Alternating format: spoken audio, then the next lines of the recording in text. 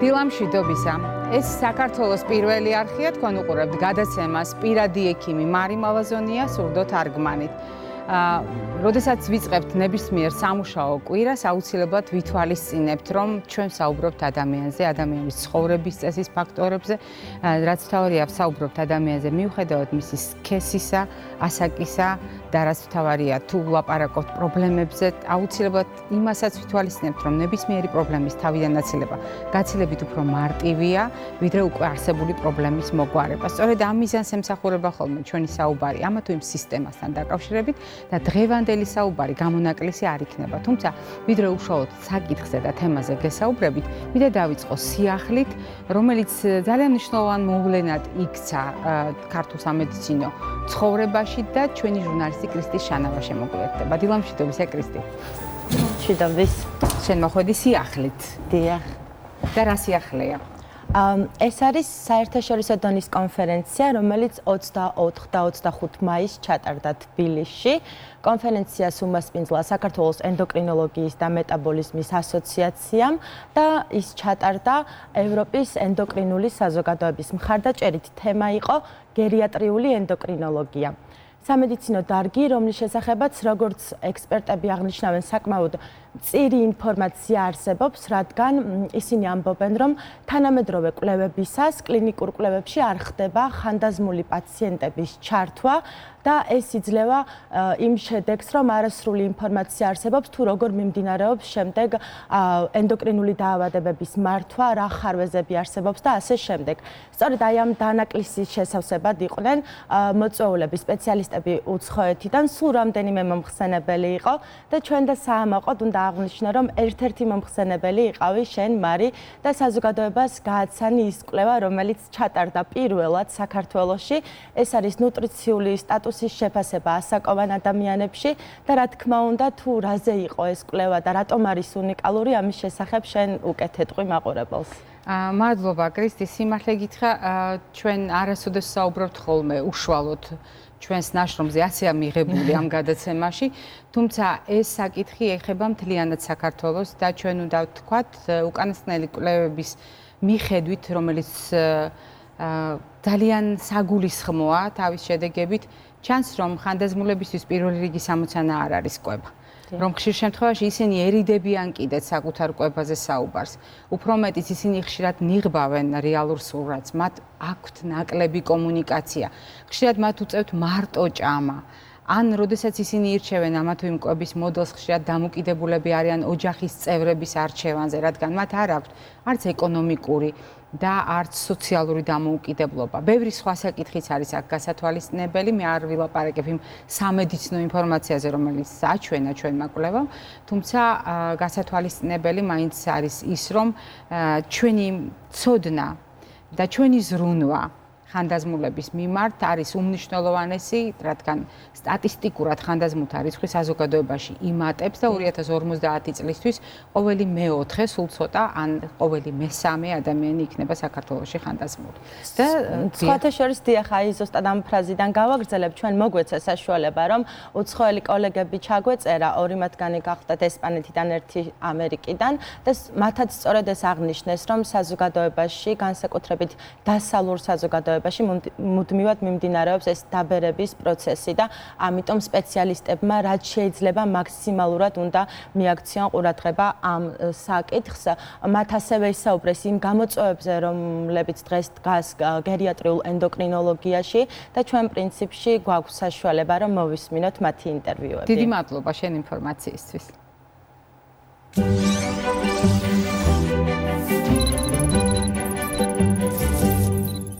Antibodies that sometimes happens in rural areas, clinical conditions that could help you to deal with this patient properly. რა არის დაბერების პროცესი და რა ფიზიოლოგიური ცვლილებები მიმდინარეობს ენდოკრინულ სისტემაში. სწორედ ამ თემაზე ვისაუბრე და ვეცადე ძირითადი ნაწილები გამომეყო, რადგან ცვლილება შესაძლოა იყოს ჯანსაღი, ან იყოს დაავადებებთან კავშირში. დაბერებისას ენდოკრინულ სისტემაში მიმდინარე პროცესები უმეტესწილად ნორმალურია და კავშირშია ასაკთან. ამიტომ მნიშვნელოვანია სპეციალისტმა ზუსტად გამიჯნოს ერთმანეთისაგან, თუ როდის სჭირდება მედიკამენტოზური დახმარება პაციენტს და როდის არა. არა. ცნობილია, რომ 65 წლიდან 85 წლამდე და 85 წელს გადაცილებული ადამიანების ორგანიზმი წამლებზე განსხვავებულად რეაგირებს. Აი ეს არის ყველაზე დიდი გამოწვევა ექიმისათვის. გამოიკულიოს თუ რა პროცესი მიმდინარეობს, რადგან მედიკამენტების ჭარბი გამოყენება შესაძლოა დამღუპველი აღმოჩნდეს პაციენტისათვის. ჩემი მთავარი გზავნილია პაციენტებს მკურნალობის ინდივიდუალური კურსი შეურჩიოთ. განსაკუთრებით მაშინ, თუ საქმე ჰიპოთირეოსთან გვაქვს. მნიშვნელოვანია სიმპტომების დროულად აღმოჩენა, პაციენტის ასაკის და თანმხლები დაავადებების არსებობის გათვალისწინებით. ამ შემთხვევაში შევძლებთ მარტივად მართოთ პროცესი და ყურადღების მიღმა არ დაგვრჩეს არც ერთი დეტალი. ჩვენი დასავლური ქვეყნების საზოგადოება სულ უფრო და უფრო ბერდება. ამიტომ სპეციალისტებმა მაქსიმალურად უნდა მოახერხონ მობილიზება და არ დაუნიშნონ პაციენტს იმაზე მეტი მედიკამენტი, ვიდრე ეს მას სჭირდება. რამდენიმე ძირითადი გამოწვევა არსებობს, რის შესახებაც ენდოკრინოლოგებმა აუცილებლად უნდა იცოდნენ. ერთ-ერთი მათგანი სწორედ გერიატრიული ენდოკრინოლოგია, რომელსაც დღეს მთელი მსოფლიოს მასშტაბით ძალიან დიდი ყურადღება ექცევა. ჩვენი მიზანია ზუსტად ავხსნათ ის ბიოლოგიური ცვლილებები, რომელიც ორგანიზმში დაბერებისას მიმდინარეობს. ამის საფუძველზე შეგვიძლია მკურნალობის შერჩევა, რადგან მეთოდები ახალგაზრდა და ხანდაზმულ პოპულაციაში სრულიად განსხვავებულია. განსხვავებულია დიაგნოზებიც და ენდოკრინული პრობლემებიც. დაბერებისას აბსოლუტურად იცვლება ჰორმონული სტატუსიც. ამიტომ მთავარია მედიკოსმა სწორად განსაზღვროს პაციენტის სტატუსი. Especially in the young.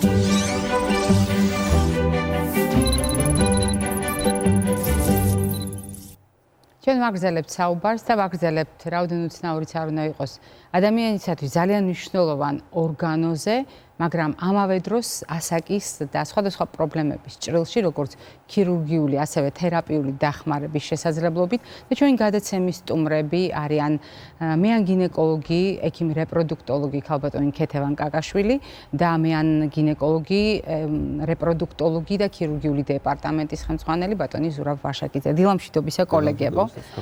ჩვენ გადავწყვიტეთ დღეს საკვერცხეზე ვისაუბროთ. მოდით გავახსენოთ მაყურებელს მოკლედ, რას აკეთებს საკვერცხე და რატომ არის მნიშვნელოვანი ის ქალის ორგანიზმში?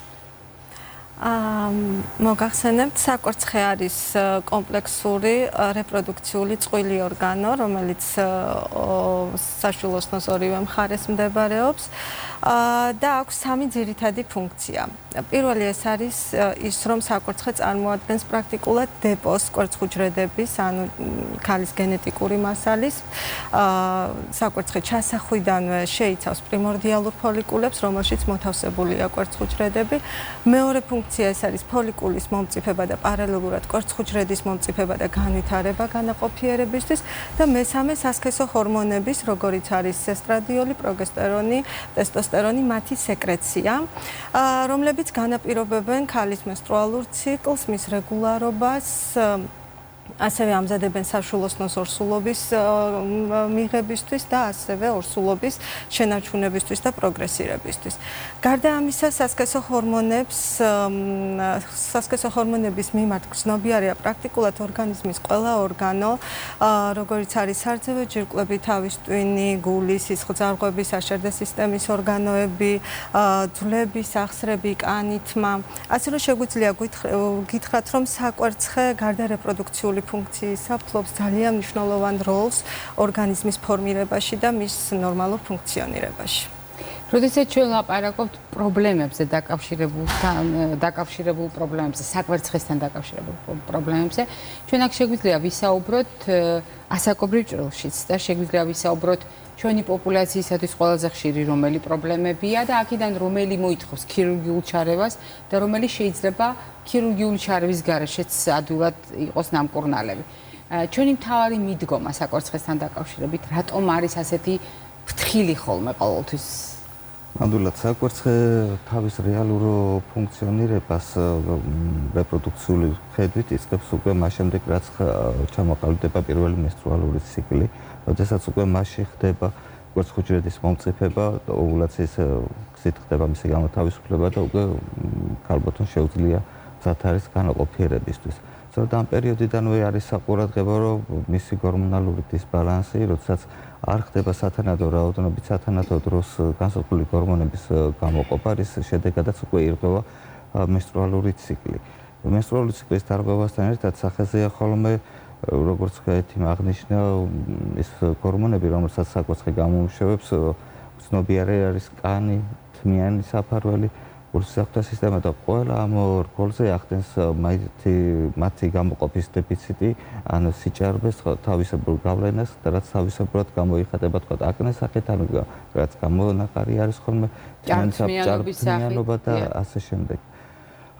ძირითადად თქვა ამავე პერიოდში, როდესაც სრულფასოვნად არ არის ჩამოყალიბებული სისტემა, ვითარდება ხოლმე კისტები, ანუ ვერ ხდება ოვულაცია, არ ხდება დომინანტური ფოლიკულის გასხდომა, რის გამოც ხდება კისტის სახით ჩამოყალიბება ფოლიკულის, რასაც ფუნქციური კისტები ეწოდება, რომელიც ანუ ეს უკვე გარდატეხის ასაკზეა ლაპარაკი. ამ ასაკში შეიძლება გოგონას ჰქონდეს ეგრეთ წოდებული ფუნქციური კისტა. დაახლოებით 2 წელი პირველი მენარხიდან ითვლება მაინც ნორმად, რომ ის საკვერცხის ფუნქციონირება სრულფასოვნად არ არის ჩამოყალიბებული და ამ ტიპის ცვლილებები შესაძლებელია ნორმად ჩაითვალოს. და არანაირი ქირურგიული ჩარევაზე ამ შემთხვევაში არ არის საუბარი, უნდა დაუკვირდეთ, ხშირად ამ ტიპის წარმონაქმნები თავად გაიწოვებიან, ან მცირედი მედიკამენტოზური მხარდაჭერის მეშვეობით უკვალოდ ქრებიან. როდეს ფუნქციური კისტები, როგორც არის ფოლიკულური კისტა და ყვითელი სხეულის კისტა, საიმედო, რომელსაც არ სჭირდება ქირურგიული ჩარევა. რომელ კისტას სჭირდება მაშინ? მოდით ვთქვათ ასეც. არის თქვენ ბრძანეთ, რომ აი გარდატეხის ასაკში გამოჩნდა კისტა, რომელიც ფუნქციონირია, რომელიც შეიძლება თავისთავად გაიწოვოს მინიმალური მედიკამენტური ჩარევით და ჩვენ ვცდილობთ დავზოგოთ და არანაირად არ ვერევით ქირურგიულად. მაგრამ არის მდგომარეობები, როდესაც არსებობს კისტა და ჩვენ აუცილებლად გვჭირდება ქირურგიული ჩარევა. რა თქმა უნდა, ამ ტიპის კისტები არის, თქვა იგივე ენდომეტრიალური კისტა, იგივე დერმოიდული კისტა, რომელიც არანაირად არ ექვემდებარება მედიკამენტოზურ თერაპიას. ეს რომელ ასაკშია ხოლმე ზურა? შესაძლებელია შეხვდეს ნებისმიერ ასაკში. როგორც ბავშვობიდან, ასევე მოზარდ მენოპაუზალურ პერიოდშიც. თუმცა ჩარევა, თუ რა ტიპის ჩარევას მოვახდენთ და როდის და როგორ, ეს უკვე დამოკიდებულია პაციენტის ასაკზე, მის რეპროდუქციულ გეგმებზე, თვითონ დაავადების კისტის კლინიკურ მანიფესტაციაზე, თუ რა კლინიკით არის თუ არა ჩივილები რაიმე და მის ზომაზე, მოსულობით წარმონაქმნის ზომაზე. უბრალოდ საყურადღებო აქვე ჩავთავ, რომ საკვერცხის სიმსივნე ონკოლოგიური თვალსაზრისით არის ერთ-ერთი ვერაგი სიმსივნე, რომელიც კლინიკური მანიფესტაცია დაღმოჩენა სამწუხაროდ დღევანდელ მედიცინას შეუძლია მხოლოდ გვიან სტადიაში. ანუ ჩვენ ლაპარაკობთ საკვერცხის კიბოზე, რომელიც ძალიან სახიფათო და ვერაგია. გვიან ხდება, რის გამოც ეს არის საკმაოდ ვერაგი. რაც შეეხება ამ თვალსაზრისით ძალიან დიდი ყურადღება გვჭირდება, რომ არ მოხდეს გაპარვა ონკოლოგიური საფრთხებისა და ამ დროს უნდა მივაქციოთ მაქსიმალური ყურადღება მემკვიდრეობით ფაქტორებს, თქვათ, ხوارი არის მის უახლოეს სანათესაოში ონკოლოგიური დაინტერესება ძუძუს მხრიდან საშვილოსნოს ან სხვა ამ საშვილოსნოს სკელის სიმსივნეები, რომ უფრო მეტი ყურადღებით მოვეკიდოთ სიმსივნებს. ანუ რეალურად გამოვყოთ რისკი. მოდით მაყურებელს უპასუხოთ და გავაგრძელოთ შემდეგ საუბარი. დილამშვიდობისა, გისმენთ? გამარჯობათ. გამარჯობათ, გისმენთ. იცით რა მაინტერესებს? ქალბატონო მარი, ენდოსალპინგოზი რა არის და თუ ახლავს არციტი მასთან? თუ შეიძლება გაგვიმეორეთ, თუდად გავიგონეთ. ენდოსალპინგოზი. კი ბატონო, ენდოსალპინგოზი, კი ბატონო. და თუ ახლავს ასიტი თანდები თუ არის მისთვის ასიტი არის თუ არა მისი თანდები, კი ბატონო. ბოლომდე არ აქვს დადგენილი ეს დიაგნოზი, მაგრამ ვერ ადგენენ არის თუ არა. თუმცა გაკეთებული გვაქვს ჰისტოლოგიური და ბიოქიმიური ანალიზები მრავალჯერ თანაც. კი ბატონო, გავიგონეთ ხოლ შეკითხვას. მადლობა შეკითხვისთვის. როდესაც ჩვენ საუბრობდით აღნაგობაზე, ალბათ აგებულებაზე, ალბათ კარგია ამ დროს გამოვიყენოთ ჩვენი მულაჟი.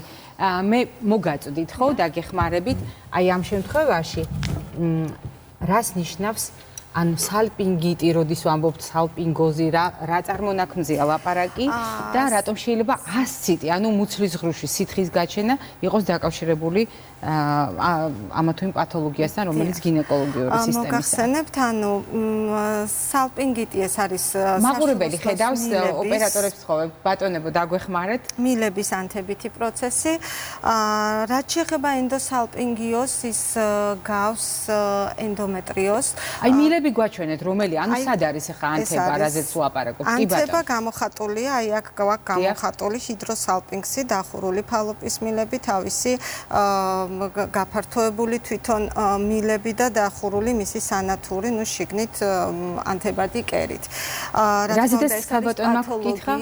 ენდოსალპინგიოზი არის ანუ როდესაც საშვილოსნოს მილის სანათურის შიდა ქსოვილი ხდება გარეთაც, მის გარეთ და იწვევს გარკვეულად, იწყებს იქ ფუნქციონირებას.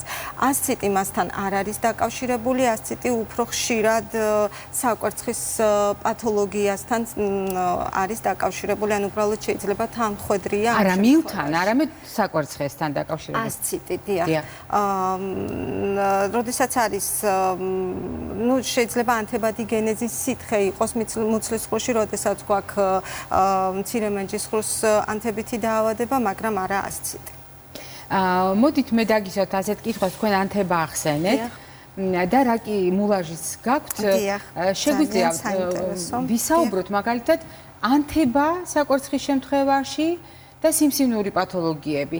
რეალურად ორივე ძალიან გავრცელებული ჯგუფია, ანთებებიც და სხვადასხვა გენეზის ანთება, ანუ სხვადასხვა მიზეზით გამოწვეული ანთება, ისევე როგორც სიმსივნური წარმონაქმნია, ეს კეთილთვისებიანია თუ ავთვისებიანი. მოდით გითხარით, ვის უფრო ხშირად ემართება მაგალითად ანთება, რა შეიძლება უკავშირდებოდეს და ნიშნები, იმიტომ რომ ბატონმა ზურაბმა მიგვანიშნა, რომ ძალიან მნიშვნელოვანია ყურადღებით ვიყოთ სიმპტომების მიმართ. მაშინაც კი თუნდაც დაავადება ერთგვარად მუნჯი იყოს. რა სიმპტომებზე უნდა გაამახვილოს ნებისმიერმა ქალბატონმა ასაკის მიუხედავად? რა თქმა უნდა, ძალიან მნიშვნელოვანია, იმიტომ რომ ანთებითმა პროცესმა შესაძლოა გამოიწვიოს საკმაოდ არასასურველი გართულებები. ზოგადად, როგორც ასეთ ცალკე საკვერცხის ანთება ნაკლებად ხდება, ის ხშირად შერწყმულია საშვილოსნოს მილების ანთებასთან, რასაც საბოლოოდ გაერთიანებულია მცირე მენჯის ანთებით დაავადებებში. ამ დროს რა ჩივილები აქვს ქალს? ჩივილები ძირითადად ეს არის ტკივილი, ყრუტკივილი მუცლისა და წელის არეში, ტკივილის სქესობრივი ცხოვრების დროს, პათოლოგიური გამონადენი, სისხლდენა, პათოლოგიური ციკლის ცვლილება შესაძლოა მოქცეს, ხოლო გართულების შემთხვევაში შესაძლოა ჩამოყალიბდეს აბსცესი, ასევე ანთებითი პროცესი არის გამოწვეული, ქრონიკული ანთებითი პროცესის შედეგად შეიძლება დადგეს გარეორსულობა და რაც ასევე ძალიან მნიშვნელოვანია, უნაყოფობა, როდესაც ირღვევა როგორც საკვერცხის ფუნქციონირება, ირღვევა საშვილოსნოს მილების გამტარობა, გვაქვს ქრონიკული ენდომეტრიტი, რომელიც არახელსაყრელ პირობებს ქმნის ემბრიონის იმპლანტაციისთვის და მისი განვითარებისთვის. ანუ ამონფენი ლორწოვანის ქრონიკული ანთება ვითარდება, აბსცესთან დაკავშირებით დავაზუსტებ. ჩირქგროვაზეა ლაპარაკი და მაყურებლის კითხვას, რა კი თქვენ ამ თემას შეეხეთ, აუცილებლად მინდა ეს კითხვა დაგისვათ.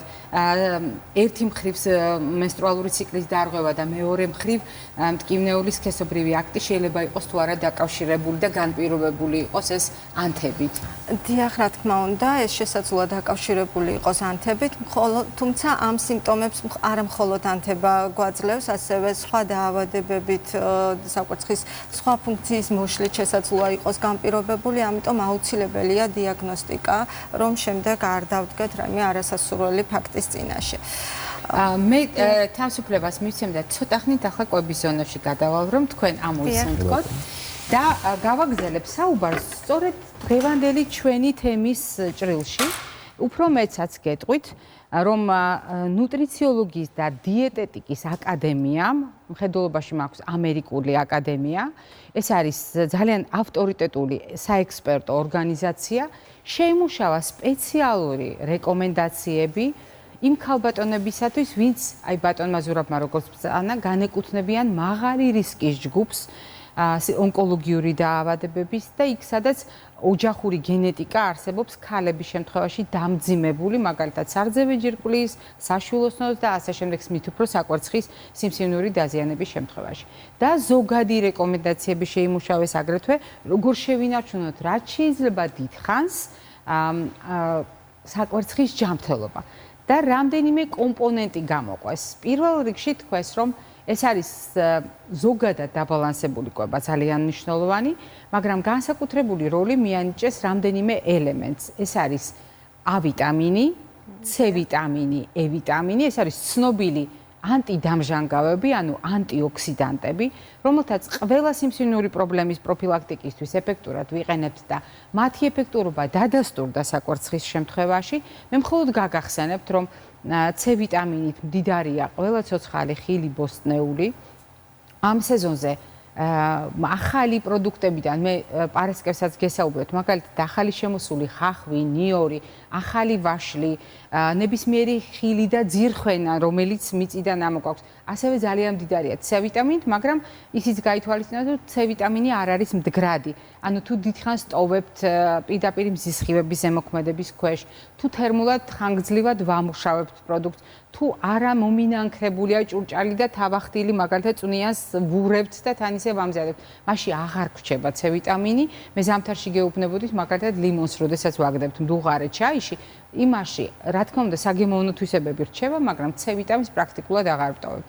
ამავე დროს მინდა გავითვალისწინოთ, რომ A ვიტამინის წყაროთ შეიძლება განვიხილოთ ერთი მხრივ მზა ვიტამინის გახსოვთ ცხოველური წარმოშობის ისეთი პროდუქტები, როგორც არის კვერცხი და კვერცხის გული, ჩვენ გვიხსენებია ღვიძლი, კარაქი. ამავე დროს მე მინდა გითხრათ, რომ გარკვეული რაოდენობით არის ზესა და რძის ნაწარმში, უფრო ნაკლები, ვიდრე ვთქვათ ეს არის კვერცხში, მაგრამ არის E ვიტამინის წყაროთ, რა თქმა უნდა განვიხილოთ ყველა სახის მარცვლეული და ბურღულეული, მათგან მომზადებული სხვადასხვა სახის სწორად მომზადებული და სწორად შენახული მცენარეული ცხიმი, თხილი, ნუში, ნიგოზი და ასე შემდეგ. ყველა ძალიან მწვანე და ყველა ძალიან წითელი, ნარინჯისფერი, მოყვითალო პროდუქტები შეიცავს ბეტა-კაროტინს, A ვიტამინის წინამორბედ პროდუქტს. ამავე დროს ჩვენ უნდა გავითვალისწინოთ, რომ ეს ნივთიერებები ცხიმის თანხლებით უნდა მოხვდეს ჩვენს ორგანიზმში, იმისათვის რომ დარჩეს. კიდევ ერთი საკითხი, რომელიც მინდა გაგახსენოთ, ეს არის სელენის როლი, რომელიც ასევე ცხადი ანტიდამჟანგავი ნივთიერებების ჯგუფში შედის. ის ელემენტია, მინერალია, მაგრამ მიუხედავად ამისა, აღმოჩნდა, რომ ცალკე კვლევაში საკვერცხესთან კავშირში ასევე დადასტურდა მისი დამცავი, ანუ პროტექტორული უნარი. და მე აქ ნიორი მაქვს, როგორც ახალი, ასევე ძველი და თქვენ შეგინიშნავთ, რომ ხშირად ვახსენებ ხოლმე ამ პროდუქტს, როგორც სელენის წყაროთ, არ დაგავიწყდეთ, რომ სელენის გარკვეული რაოდენობა არის სოკოში, არის სხვადასხვა სახის ხილსა და ბოსტნეულში, მარცვლეულში და სხვათა შორის პომიდორში შეიძლება იყოს გარკვეული რაოდენობით, თუ გავითვალისწინებთ, რომ პომიდორში ლიკოპენიც არის სეზონური პროდუქტია, რომელიც კიბოსგან გვიცავს. რა თქმა უნდა, ვერ წავახალისებთ იმ ზონას, რომელიც ამ შემთხვევაში ყვითელ ფერს უკავშირდება ჩვენს დღევანდელ რეკომენდაციებში და ეს სრულიად გასაგებიც არის, იმიტომ რომ აქ ერთი მხრივ ორგანიზმში ჭარბი წონის და ცხიმის დაგროვებაზეა ლაპარაკი ამ პროდუქტების დამსახურებით და მეორე მხრივ ტრანსცხიმების შესახებ ინფორმაცია, რომელიც ნებისმიერ ონკოლოგიურ დაავადებას და მათ შორის საკვერცხეს ხელს უწყობს. თუმცა საკვერცხის პრობლემების განვითარებას ხელს უწყობს. თუმცა მე მინდა გაგახსენოთ ეგრეთ წოდებული პოლიკისტური საკვერცხის სინდრომი, რომელზედაც ჩვენ ძალიან ბევრ გადაცემაში გვისაუბრია და მე მინდა გითხრათ, რომ ჩვენი რეკომენდაციები ყოველთვის გულისხმობს თეფშის პრინციპით წარმოდგენას, სადაც ხილი და ბოსტნეული ნახევარს ქმნის, ხოლო მეორე ნახევარს ცილოვანი კომპონენტი და მარცვლეული ბურღულეული. აი ამ თეფშის მიხედვით ამერიკის დიეტოლოგთა და ნუტრიციოლოგთა ასოციაცია ურჩევს პოლიკისტური საკვერცხის სინდრომის მქონე ქალბატონებს კვება გამოიყენონ ეფექტურად, ანუ ყოველდღიური ბალანსი, რაციონი გადაანაწილოთ სწორედ ამ 4 ზონად დაყოფის პრინციპით, გაითვალისწინონ რძის ნაწარმის როლი ყოველდღიური ულუფა, ცხადი არა ცხიმიანი, წყლის ადეკვატური მოხმარება და ამავე დროს ფიზიკური აქტივობის როლი იმისათვის, რომ ეს სინდრომი დაძლიონ. თუმცა ნიშნავს თუ არა პოლიკისტური საკვერცხის სინდრომის ქირურგიული პრობლემებიდან თერაპიულ პრობლემებში მთლიანად გადმონაცვლებას. ანუ როდესაც ბევრი კისტაა საკვერცხეზე. მე ეს მინდა გკითხოთ. დღეს შეგვიძლია ვთქვათ, რომ ეს არის თერაპიული პრობლემა, რომ ვუმკლავდებით ამას ქირურგიული ჩარევის დარებით. რა თქმა უნდა, პოლიკისტოზური საკვერცხე უკვე დიდი ხანია ითვლება თერაპიულ ეფექტად და მხოლოდ გამონაკლის შემთხვევებში შეიძლება ჩავერიოთ ქირურგიული გზით. რადგან პოლიკისტოზური საკვერცხის უკან დგას სწორედ ჰორმონალური დისბალანსი, დარღვეულია ფოლიკულის მომწიფება და გაზრდომის პროცესი, რის გამოც წარმოიქმნება ბევრი სახეზე გვაქვს ბევრი მცირე ზომის სითხური ჩანართი საკვერცხეში. ზოგადად ოვულაციის პროცესი არის აბსოლუტურად ჰორმონალურად რეგულირებადი პროცესი, შესაბამისად, როდესაც ის დარღვეულია, ვსაუბრობთ ჰორმონალურ დისბალანსზე. მაგრამ არა მხოლოდ საკვერცხის მიერ ჰორმონალური დისბალანსს გულისხმობთ, საკვერცხე მჭიდრო ურთიერთკავშირშია სხვა ენდოკრინულ ჯირკვლებთან, პირველ რიგში ეს არის ჰიპოფიზი, რომელიც ითვლება მთავარ მარეგულირებელ ორგანოდ საკვერცხის ფუნქციონირებისთვის, ასევე ფარისებრ ჯირკვალს, კუჭქოშა ჯირკვალს თავისი ინსულინით ირკმელზე და ჯირკვალს აქვს ძალიან დიდი გავლენა საკვერცხის ფუნქციონირებაზე. სწორედ აი ეს საკვერცხების პოლიკისტოზი სწორედ გამოწვეულია ანთირკმელზე და ჯირკვის დისფუნქციით ან ინსულინ რეზისტენტობით, რომელიც ძირითადად ჭარბწონიან პაციენტებში გვხდება, თუმცა არც თუ იშვიათად ის გვხდება ნორმალური წონის პაციენტებშიც. ამიტომ საკვერცხის ფუნქციის აღდგენისთვის აუცილებელია აღნიშნული ორგანოების დარღვევების კომპენსირება. ჩვენ ახლა გვაქვს სიუჟეტი, რომელიც მოგვითხრობს სტუდენტურ გუნდზე, პირადი ექიმის გუნდზე, რომელიც ცდილობს საზოგადოებაში აუცილებელი ინფორმაცია გავრცელოს და მე ვფიქრობ, რომ პაპილომავირუსთან დაკავშირებით ინფორმაცია, რომელსაც ისმენს მაყურებელი, რაც უფრო ხშირად მოისმენს, მით უკეთესია, იმიტომ რომ ეს ძალიან ბევრ პრობლემას აგვაცილებს თავიდან და უპირველეს ყოვლისა საშუალოსნოს ყელის კიბოს და კრისტიშანავას სიუჟეტი სწორედ პირადი ექიმის გუნდის საქმიანობაზე მიგვანიშნებს.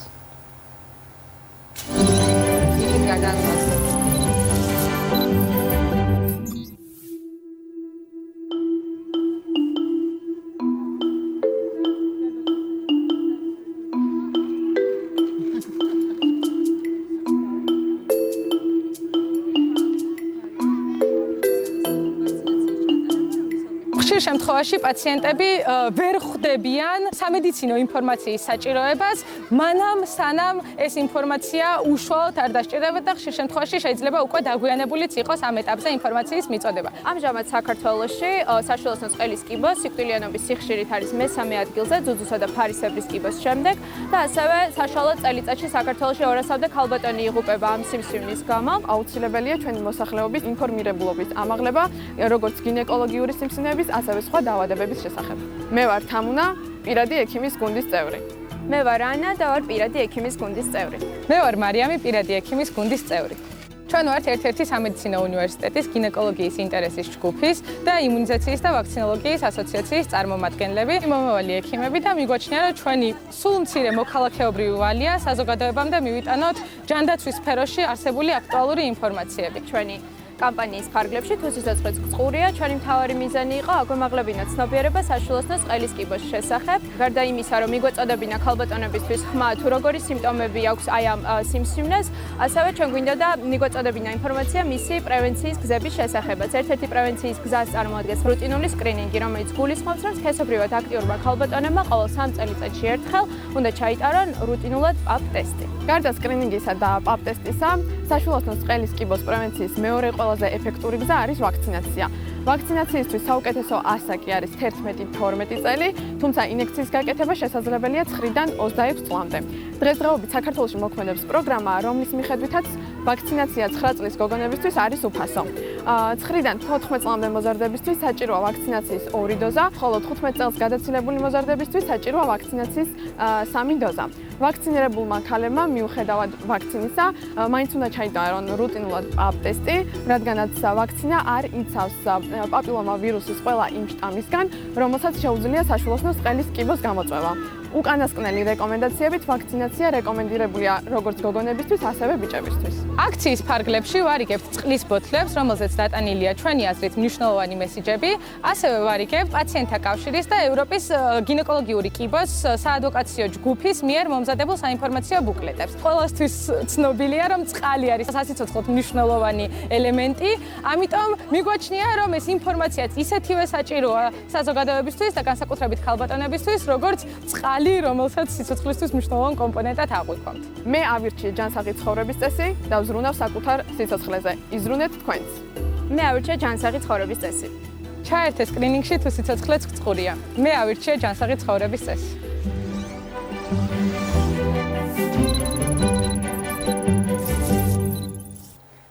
ჩვენ ვაგრძელებთ საუბარს და უნდა გავამხილოთ, რომ ძალიან ბევრი კითხვაა სხვადასხვა ასაკის ქალბატონის მიერ დასმული. მე დაგისვამთ კითხვას პირველ რიგში თქვენ ზურა, იმიტომ რომ თქვენ განსაკუთრებული მზრუნველობით ახსენეთ რამდენიმე ფრაზა დაკავშირებული იმ მიდგომასთან, რომელსაც ვიჩვენთ ხოლმე საკვერცხის დაავადების დროს. რომ უნდა იყოს დამზოგველი, რომ უნდა იყოს ფრთხილი, თუმცა ჩვენი მაყურებელი გვეკითხება, როდის დგება დღის წესრიგში საკითხი, რომ რაიმე დაავადების გამო, რაიმე პრობლემის გამო საკვერცხეზე ვთქვა თუ არის, რა უნდა მოხდეს ისეთი საკვერცხესთან დაკავშირებული, რომ მაინც მივიღოთ ასეთი გადაწყვეტილება.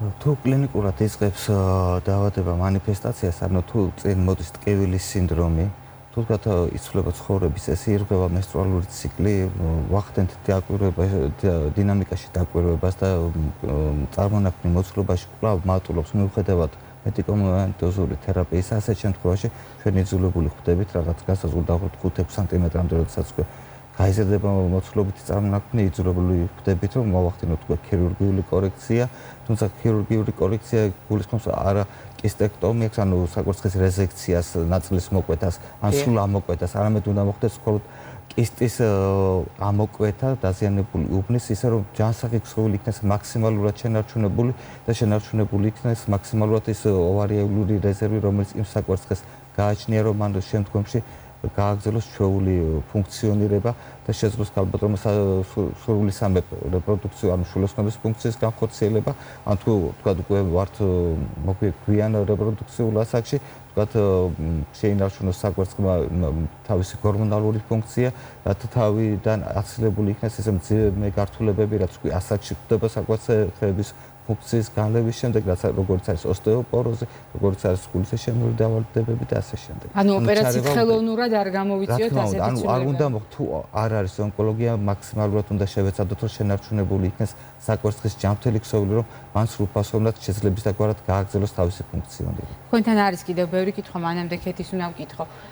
ქალბატონი, რომელმაც 5 წლის წინ საკეისრო კვეთით გააჩინა პატარა, გეგმავდა ორსულობას და სწორედ ვაგინალური ეკოსკოპიის შედეგად დაუდგინდა, რომ ნაკერის მდგომარეობა არის საყურადღებო.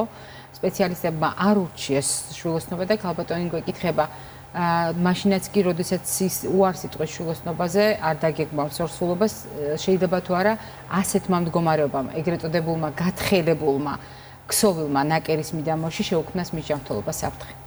დიახ, ანუ არასრულფასოვანი ნაწიბური ნამდვილად სერიოზული პრობლემას ქმნის ორსულობის დროს, ამიტომ თუ ის გარკვეულ კრიტერიუმებს ცილდება, რა თქმა უნდა არ არის სასურველი ორსულობა. რაც შეეხება ზოგადად ჯანმრთელობას,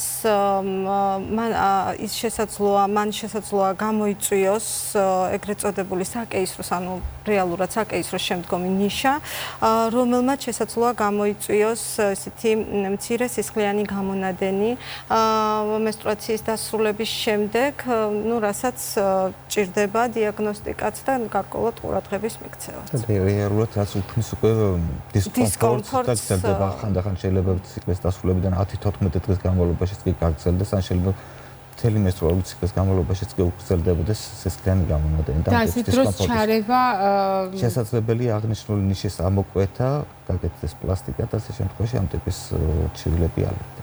და ეს მარტო ჩივილებს მოხსნის თუ ორსულობის შესაძლებლობას შექმნის? შექმნის ორსულობის შესაძლებლობას. რადონის დაზიანება ნიშის მიდამოში, იმის მიხედვით უკვე ბევრი რამ თვითონ ორგანიზმზეცაა დამოკიდებული.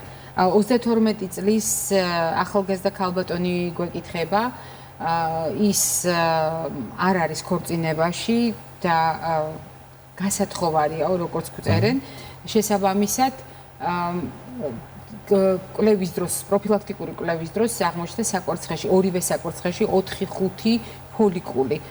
რამდენად საშიში და საყურადღებოა ეს მდგომარეობა? კეთი. ანუ ორივე საკვერცხეშია 4-5 ფოლიკული. ორივეში.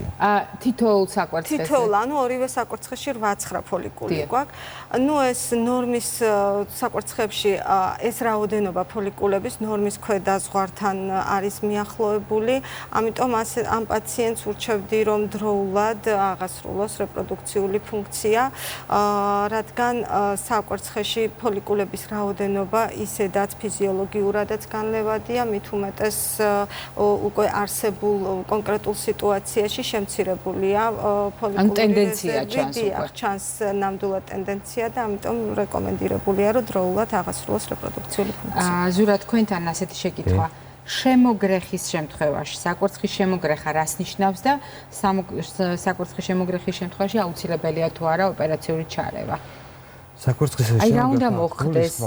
დიახ, აი მოდით მე მოგაწვდით და აი თქვენი სანიშნე ჯოხიც და თუ შეიძლება თვითონ საკვერცხი, რომელსაც აქვს თავისი საკიდი იოგი, აქ მეორე მხარესაც აი აქეთ ხომ არ ჩანს უკეთ? აქეთაც არ ჩანს, არა უშავს.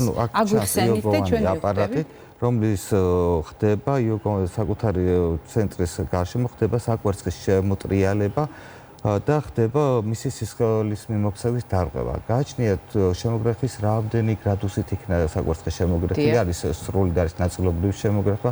როდესაც არის ნაწილობრივი შემოგრეხვა, ასეთ შემთხვევაში დაკვირვება საჭირო დინამიკაში, თუ თქვათ შესაძლებელია, რომ ის თავად გასწორდეს და აღიდგინოს ყვება საკვერცხემ და გაიაროს ის კლინიკა, რომელიც მას ახასიათებს და გადავჭეთ ქირურგიულ კორექციას, თუ თქვათ უკვე დაგვიანებულო შემთხვევაში მოგმართავ პაციენტებმა, როდესაც უკვე წასულია ყვების დარღვევის გამო, ანუ სრული 360 გრადუსის შემოგრეხების შემთხვევაში სრულად ირღვევა ყვება და უკვე მიდის თვითონ ქსოვილი საკვერცხის ნეკროზი, ასე შემთხვევაში მისი გადაჩენა შეუძლებელია და საჭირო ხდება უკვე ეს არის ის პათოლოგია, როდესაც გინდა არ გინდა ქირურგს უწევს მთლიანად საკვერცხის ამოკვეთას. ანუ იძულებული ხდება. რა თქმა უნდა, იმიტომ რომ ეს ქსოვილი უკვე არის ნეკროზული, გადაგვარებულია სრულად. ანუ მოკვდა ის ქსოვილი რეალურად სიხმომარაგების დარღვევის. წარმოადგენს ინფექციის განვითარების და სეფსისის განვითარების რისკს. ანუ ეს ის შემთხვევა, როდესაც ქირურგიის სასარგებლოდ გადაწყვეტილება ისევ პაციენტის ინტერესიდან გამომდინარე უნდა მივიღოთ, რომ მეტი რისკი არ შეექმნათ. ძალიან ბევრი კითხვა არის კეთი მოზარდებში მენსტრუალური ციკლის დარღვევასთან დაკავშირებული. მოდით ეს საკვერცხის ფუნქციას დაუკავშიროთ ასაკობრივი თვალსაზრისით. მე რამდენადაც ვიცი, ეს ერთ-ერთი ყველაზე ხშირი პრობლემაა, რომელიც შეიძლება ქონდეს ამასაკის ქალბატონს. რა თქმა უნდა, სქესობრივი მომწიფების პერიოდში, როდესაც დგება მენარქე, ყურადღება უნდა მივაქციოთ პირველ რიგში ასაკს, რა ასაკში დგება მენარქე, საშუალოდ ანუ პირველი ციკლია. პირველი ციკლი, დიახ, საშუალოდ 12-13 წლის ასაკში დგება, თუმცა ნორმად ითვლება 15 წლამდე, თუ არ არის მენსტრუაცია, ითვლება ნორმად, მაგრამ თუ უკვე 16 წლის ასაკში არ დაიწყო მენსტრუალური ციკლი, აუცილებლად უნდა მივმართოთ სპეციალისტს, რათა დავადგინოთ მიზეზი ამენორეის. ნუ გარდა ამისა, როგორც უკვე ბატონო ზურაბმა აღნიშნა, ხშირია ამ ასაკში ვერ ყალიბდება საკვერცხის ორფაზიანი ციკლი, რაც ხშირად გვაძლევს არარეგულარულ მენსტრუალურ ციკლს და ასევე ხშირია სისხლდენები, რასაც იუვენილურ სისხლდენებს ვუწოდებთ მოზარდებში, რაც აუცილებლად საჭიროებს ჩარევას და მკურნალობას. ასევე ამ ასაკში შესაძლოა გამოვლინდეს ისეთი იშვიათი, მაგრამ სერიოზული პათოლოგიები, როგორიც არის საკვერცხები, გონადების დისგენეზი, ანუ როდესაც საკვერცხის ჩამოყალიბება გარკვეული გენეტიკური პრობლემების გამო ვერ ხდება ნორმალურად, ასეთი პაციენტები მთელი რეპროდუქციული პერიოდის განმავლობაში საჭიროებენ სასქესო ჰორმონებით ჩანაცვლებას, რადგან ორგანიზმმა მიიღოს ის ჰორმონი, რაც ანუ რასაც თვითონ ვერ გამოიმუშავებს გარედან. ამიტომ რა თქმა უნდა, აი სქესობრივი მომწიფების პერიოდს ჭირდება ყურადღება, მენსტრუალური ციკლის ჩამოყალიბებას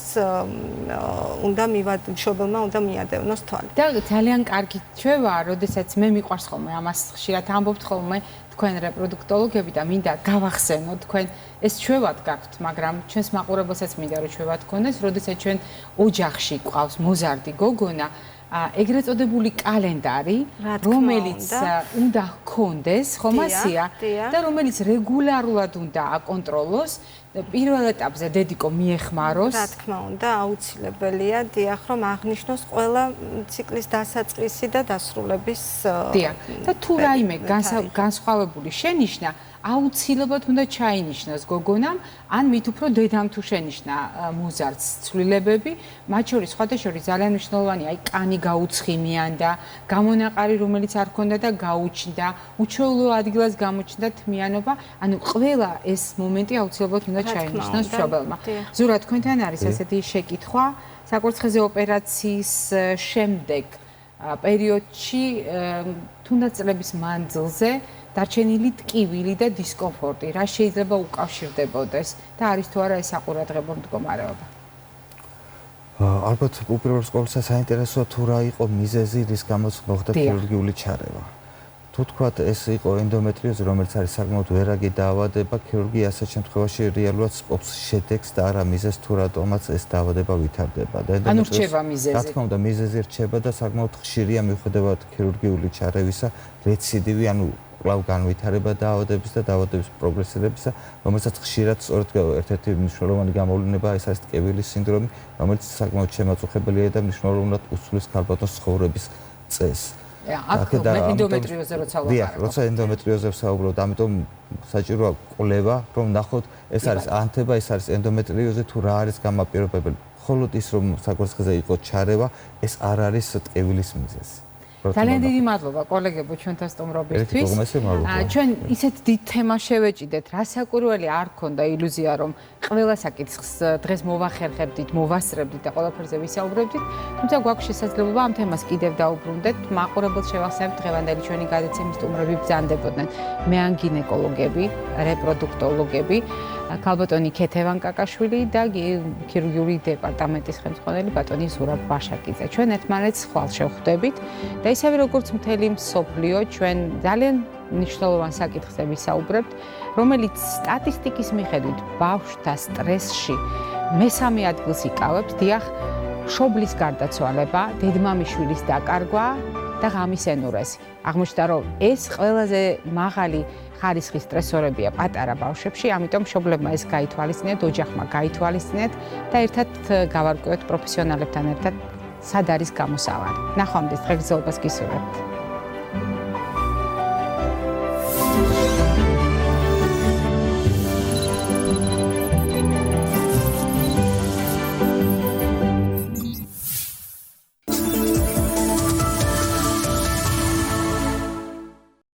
საქართველოში გრძელდება შინაური საქონლის საყურე ნიშნებით იდენტიფიკაცია და ვაქცინაცია. რეგისტრაციის მიზანია ცხოველთა ჯანმრთელობის მონიტორინგი და მომხმარებელთა ჯანმრთელობის დაცვა.